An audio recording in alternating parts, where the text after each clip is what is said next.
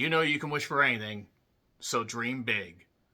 Goat comes to us from Sony Animation and was directed by Tyree Dillahay, who worked on Bob's Burgers and some other projects, and Adam Rosette. Not to be confused with Adam Rosetta Stone. There weren't other languages learned on set, or possibly there were. I wasn't there. I wasn't even there. It was Owen. He worked on The Wild Robot and Orion in the Dark, and is based on the book Funky Dunks by Chris Hugas.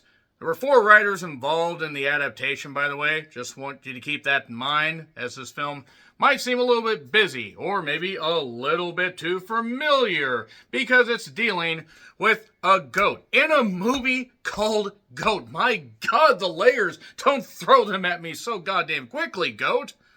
So anyway, a goat named Will, voiced by Caleb McLaughlin, who has dreams of playing rollerball, which is basically like sports ball, foosball, basketball is what I'm trying to say, except with a bunch of animals. Because it's an entire world of different cities that have animals of all varieties playing, but no goats, no capes! So anyway, because he's too small. By the way, did I mention Steph Curry had something to do with producing this, and also, you know, voices a character named Lenny, a giraffe, a really tall giraffe, a wonderful, wonderful giraffe. Yeah, like Steph Curry, the man that would always hit it from 3 and the crowd would go wild. Man, Steph Curry for just years and years was just a championship machine. I mean, everybody slows down, but honestly, given his size, he really is a tremendous fucking player. And there's other people in this cast, such as Gabrielle Union, as well as Aaron Pierre, who was in Rebel Ridge, a movie that surprised me very much. Nicola Coughlan, who was in Bridgerton, you know, one of the really attractive ones. I really hope she can break out into movies, because she, from what I saw of Bridgerton, she seems like she has really good comedic timing and actually can carry a movie, or at least be the co-lead. So also we have Nick Kroll, not to be confused with Dave Grohl, don't know why I said that. David Harbour, who has carved out quite the career recently. Jennifer Lewis, who plays Flo, not of Aunt Flo fame, because she doesn't visit just once a month. She was in Princess and the Frog. Jennifer Lewis, that is, not Flo. Possibly somebody had Flo dealing with that whole thing. Let's get off of that subject. We have Patton Oswalt as a coach. We have Sherry Cola. I'm always down for Sherry Cola being in more movies, as I find her very entertaining. And Jennifer Hudson is in this, as well as Dwayne Wade. Yes, somebody that also played in the NBA. And also sticks up for his children, despite what some people think, and they shouldn't support their children living as they are. Aaron Andrews, Hide the Hotel Camera, and Wayne Knight, and some other people. So, that being said, for those that have seen the trailer for this, yeah, it's an animated movie about being too small to play a game, but you gotta rise up and show that size does not matter. Because even if you're average is just another word for small. Let me stop sub-referencing and talk about how, when I saw the trailer for this, I was like, okay, this doesn't particularly look all that interesting. And then I saw more of the premise.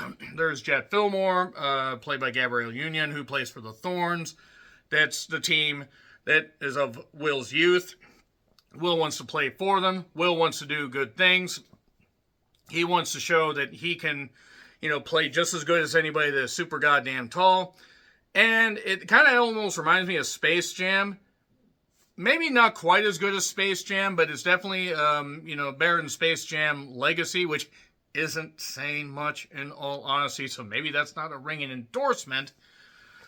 But they want to compete. All these teams want to compete in various courts that look like they're super dangerous. An ice world, a lava world, not Shark Boy and Lava Girl, no Heart Drive, none of that stuff.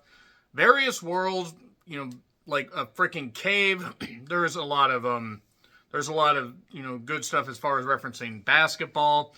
As far as the announcers, they actually really seem to capture the spirit of basketball, the fun spirit of basketball. This isn't NBA Jam stuff. It almost kind of reminds me of an NFL Blitz version, which, yes, NBA Jam might have been the prototype. This is more fun like NFL Blitz, like a live action one of that.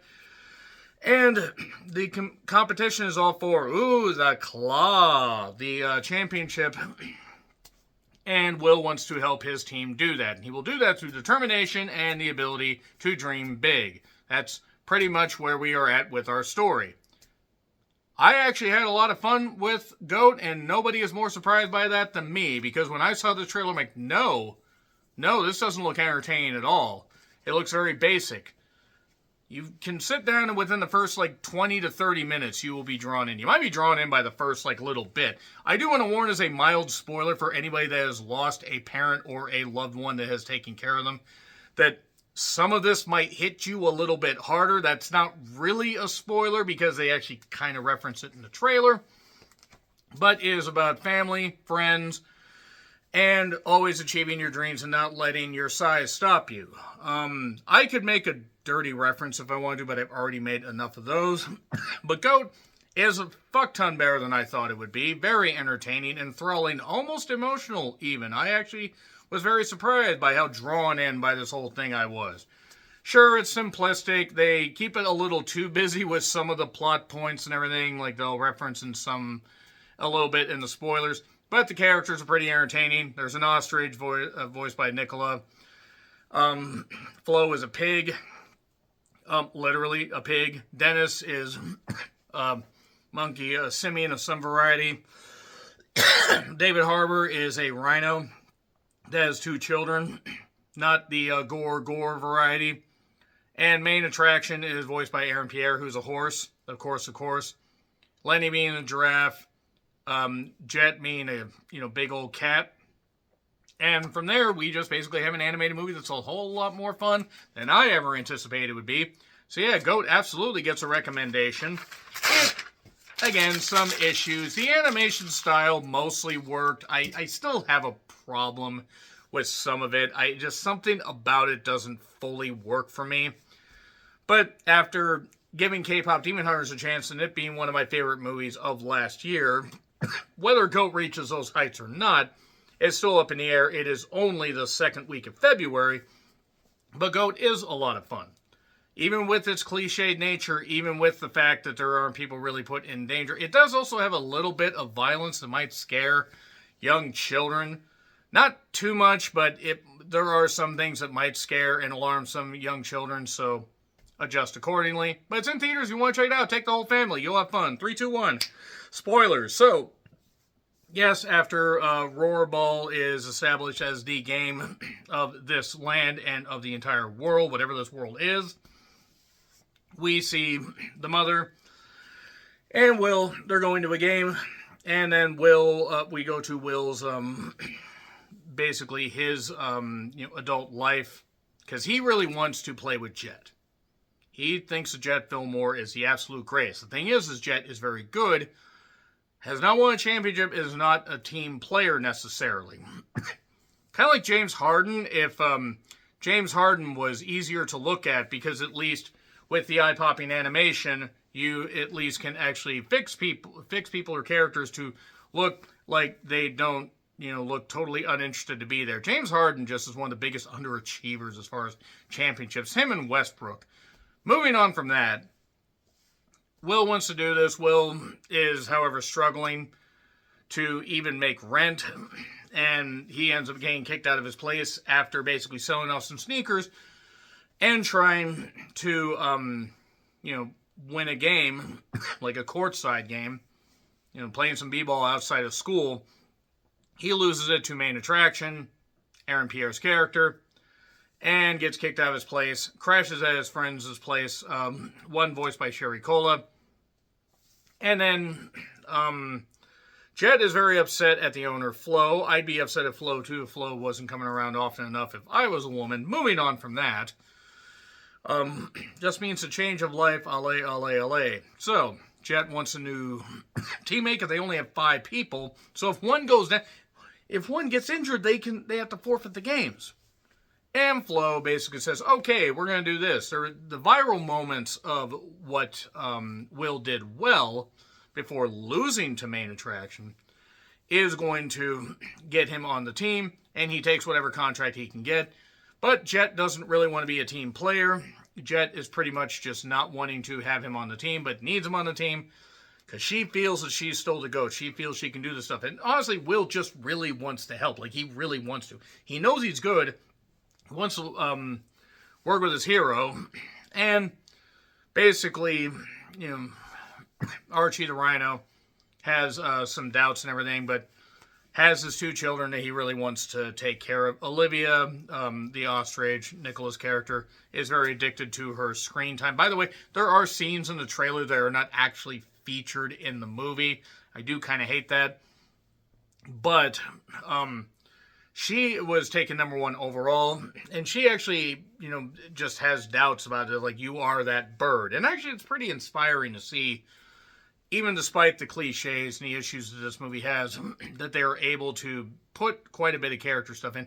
The best one is Nick Kroll's Moto, the lizard that has an egg. And I knew that the egg was going to come back into play, not just because if they showed it once, it's one thing, but just the way that he talked about, the egg. Not like Vince with the egg, where's Janelle? Anybody that is paying attention to these spoilers, God, you hate me for that. It's terrible. It's awful. We should stop laughing and move on. So, basically, Moto's actually the best character of the whole goddamn thing. Steph Curry is Lenny. He's fine. He's been traded around a whole lot. He just can't find his groove. They use him for his size. Then they spit him out.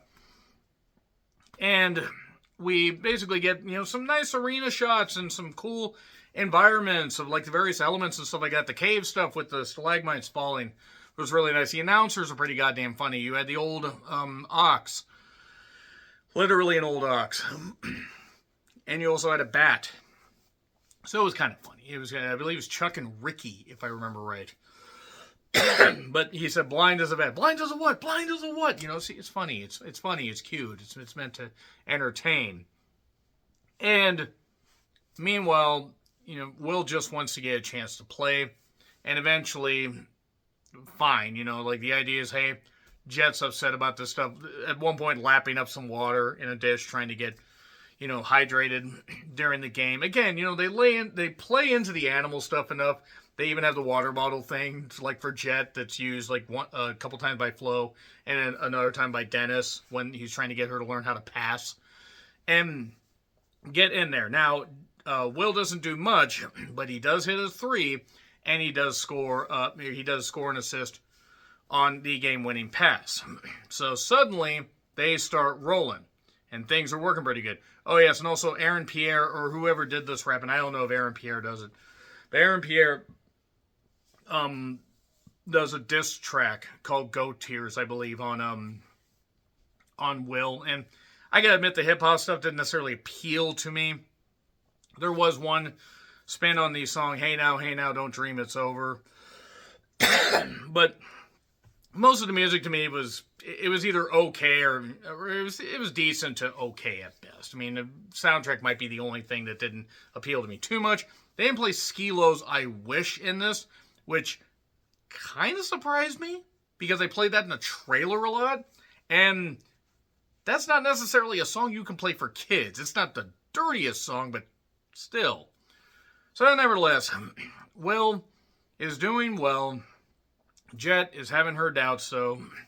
And Flo also mentions about selling the team. And this was right after, by the way, it seems like a breakthrough, and Jet actually sees where Will came from. How the diner and the vineyard thorns, ha ha ha ha, if you get it. This diner is really, really into what Jet has done. Also wants Will to do well. And even has her, her first sneakers and her high school jersey. They're really wanting to see the Thorns win because they've never won a game. They never won, even before Jet came along. And, Jet sees that he's not actually all that bad of a guy.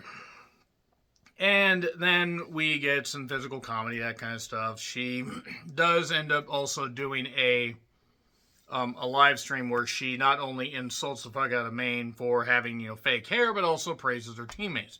So things seem to be going well.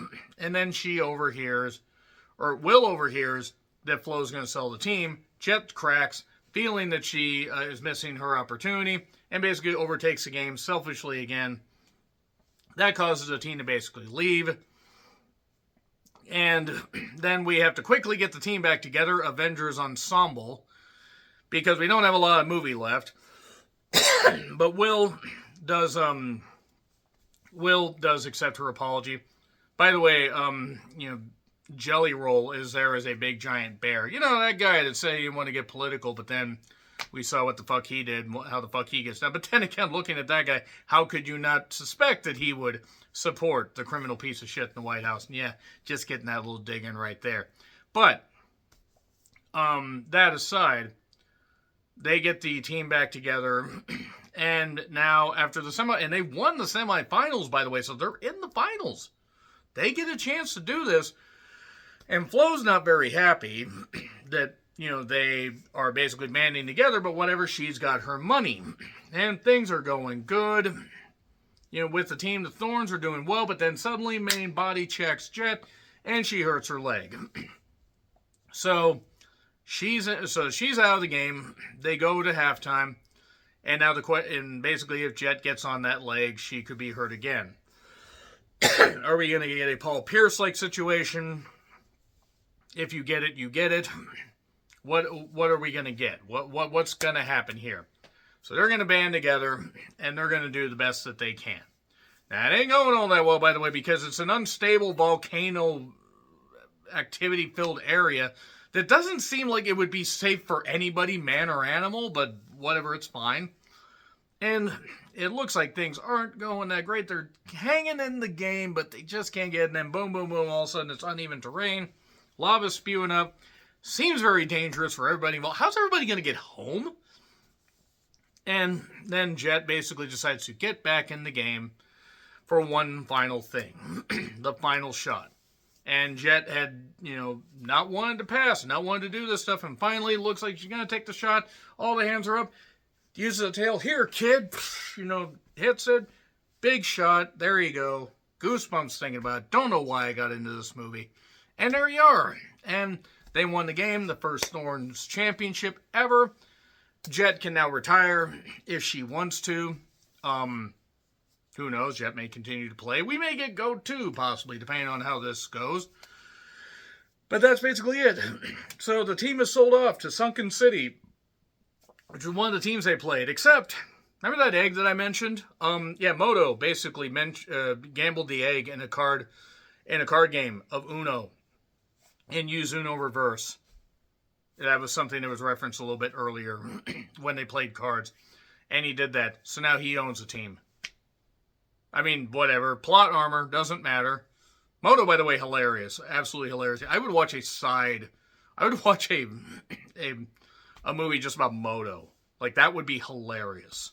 Like, really, really tremendous guy. Actually, that character pretty much bumped this thing up a lot higher than I expected. Not that the other characters are bad. Actually, a shocking amount of good chemistry, really good stuff, very eye-popping animation, some good environment, sure, cliched story, and some jokes don't necessarily hit. And again, the soundtrack is, it has moments. But yeah, it's overall very entertaining and way better than I expected to be, so A+ for GOAT. That is it right there. I'm surprised. I thought this was going to get a C+. I thought I wasn't even going to review this, and then when I saw it was so good, I'm like, fuck it, I have to tell you guys about it. So, that is GOAT. Let me know your thoughts in the comments. Like, share, subscribe, Twitter, Letterboxd, Blue Sky handles in the description. I'm John Wetland, and until we revisit the anthropomorphic animal kingdom again, I don't even think that's the correct word. Happy trails to you.